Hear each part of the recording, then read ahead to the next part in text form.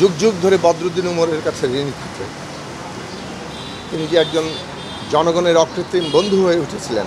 আমরা যারা রাজনৈতিকভাবে তার ছাত্র হওয়ার সৌভাগ্য অর্জন করেছি, বিশেষভাবে আমাদের জন্য এবং এই দেশের সংগ্রামী মানুষের জন্য, আগত প্রজন্মের যারা এই দেশের একটা বিপ্লবী রূপান্তরকে চিন্তা করবেন, তাদের প্রত্যেকের জন্যই এই দিনটি শোকের, আবার তাকে স্মরণ করার এবং ভবিষ্যতের নতুন করে সংগ্রামী চেতনা নিজেদের মধ্যে ধারণ করার একটা দিন হিসেবে থাকবে।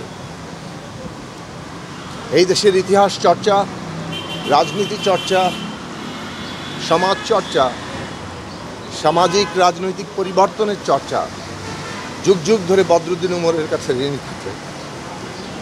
কিন্তু কেবল রাজনীতি কিংবা ইতিহাস কিংবা সমাজ চিন্তা নয়, একজন মানুষ নিজের সমস্ত জীবনব্যাপী মানুষের সংগ্রামে, মানুষের মুক্তির স্বপ্নে কীভাবে নিয়োজিত করতে হয় তার দৃষ্টান্তের জন্য বহু প্রজন্ম তার কাছে ফিরে আসবেন। আমাদের মতো আমাদের আগের, আমাদের পরের অনেক প্রজন্ম মেরুদণ্ড সোজা করে সবভাবে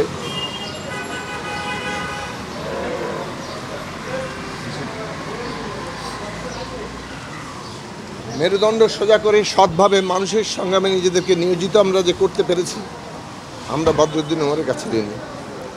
বাংলাদেশের মানুষের মুক্তির সংগ্রাম চলছে, এই মুক্তির সংগ্রাম বারবার বদরুদ্দীন উমরের কাছে ফিরে আসবে। আমরা সবাই তার স্মৃতি, তার কর্ম, তার জীবনব্যাপী মানুষের মুক্তির সংগ্রামে তিনি যে একজন জনগণের অকৃত্রিম বন্ধু হয়ে উঠেছিলেন, তাঁর স্মৃতির প্রতি আমরা আমাদের গভীর শ্রদ্ধা জানাই।